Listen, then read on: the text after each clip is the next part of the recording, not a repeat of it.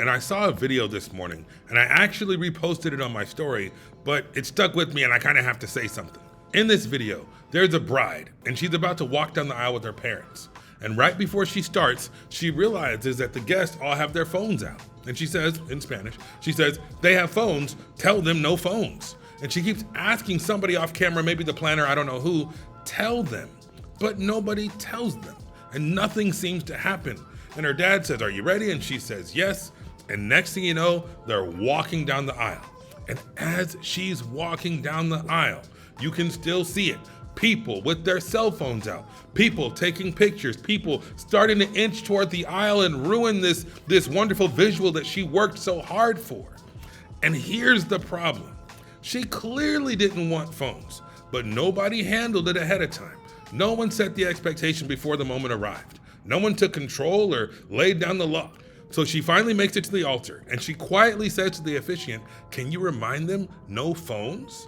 And the officiant says something completely different.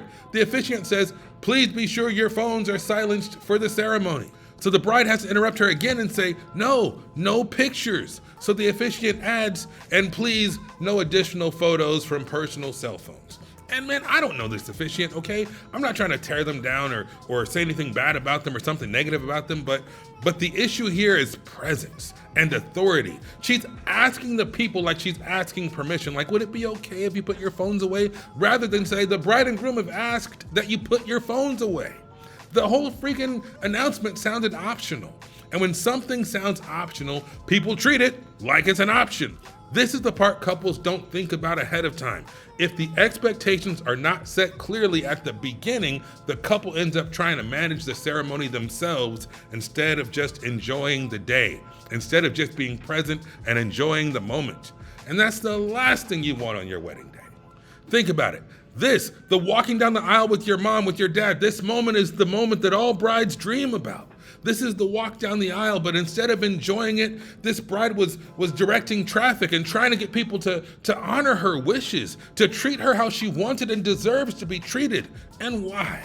Because her officiant didn't advocate for her, because her officiant didn't communicate with the guests, and really because the officiant didn't have the bride's back, okay?